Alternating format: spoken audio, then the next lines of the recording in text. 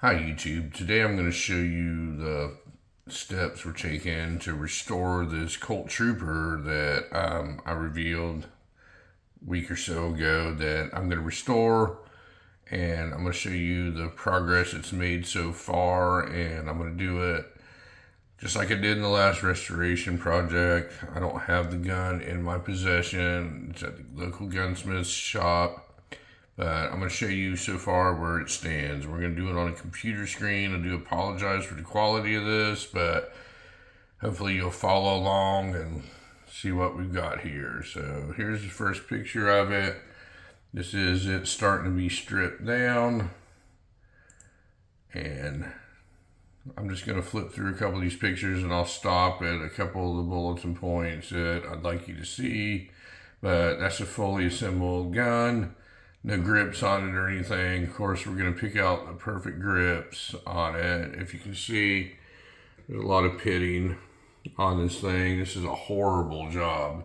This gun's in terrible shape. That somebody's refinished before, and it was not originally a nickel gun, but they've nickel plated it. It looks terrible. So, if you'll notice on this thing, the pins on it are flattened out. I mean, it looks horrible everywhere. That's all going to be fixed and addressed as it comes along. But right up here, these little pins are supposed to be rounded off. Somebody's flattened them off by doing a horrible refinish job on it.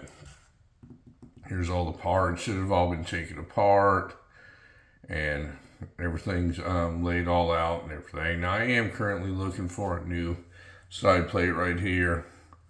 If you ever refinished this thing before, they've even washed the whole pony off of it. But this is going to be a little bit hard to find this one because this is a 38 special Colt Trooper. This isn't a 357 Magnum, so not every part interchanges, and I can't promise I'm going to find the exact one, but I'm going to give it a shooter's attempt at finding it. Now, we are going to convert this thing over to 357 Magnum, so it will be a 357 Magnum when it's all completed. Here's the disassembled frame and everything, and all the internal parts out and all that. This is where we're at so far. Now, this is the thing I discussed. The last restoration project was a Colt Python, and I wasn't happy with the barrel on it. So I sourced another barrel out. Well, this is the leftover barrel that I had, and I'm going to go ahead and install that on this gun. Well, I'm not personally going to do it, but my gunsmith guy is going to go ahead and install this barrel, and here it is starting to be fitted to the gun, the barrel on it. Now, we did run into a couple of issues with this, and this was a 50-50 shot whether this was going to work or not because of the poor work that had been done on this gun before. See, people get upset about doing restoration projects like this, but this gun was completely ruined, folks.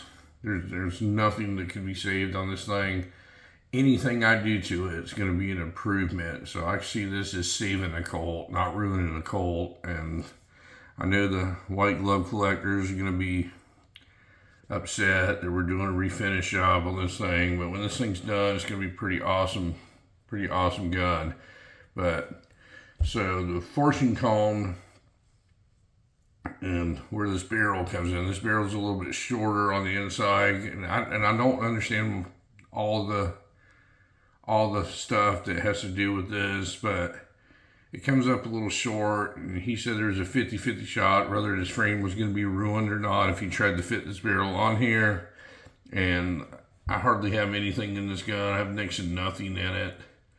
So I told him I didn't care whether it got ruined or not. And here's another shot of it with the barrel starting to be fitted onto it, with the Python barrel starting to be fitted onto it.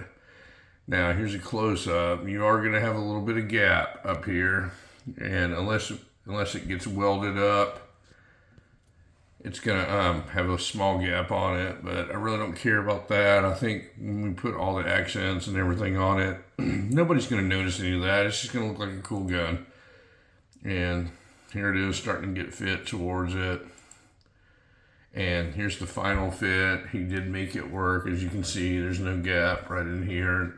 To the best of his ability, he got it to fit in between there with the Python barrel, and there it is. It is officially got a Colt Python barrel on it, and it does look cool. So that's where we stand so far. I'll keep everybody updated on the progression of this project. But this gun's rough, folks. I mean, it is rough. And anything that I do to this thing is going to be an improvement. And it's going to be a beautiful royal blue finish, you know, with the whole Colt royal blue that hardly anybody in this world can duplicate. But I have the guy that can duplicate it, and we will see where it progresses from there. But I just want to give you a quick rundown of where this thing stands so far. I have not forgotten about everybody. This project's not going to go as fast as the last one, but it will go fairly fast. We're waiting on a couple parts here. One internal part. We got to. There's a specialized tool that we have to get for converting it over to 357 Magnum. That should be here any day now, and we'll see where it goes from here. I'm still trying to pick out the grips. I think I've got it pretty much narrowed down to which grips I'm going to use, but I don't know. I can change my mind overnight. But there's where we stand so far, folks, and keep up with this project. I'm going to give you as many updates as we can as we come along. And anyway, folks, thank you very much for watching this short little video this morning, and you folks have a great day.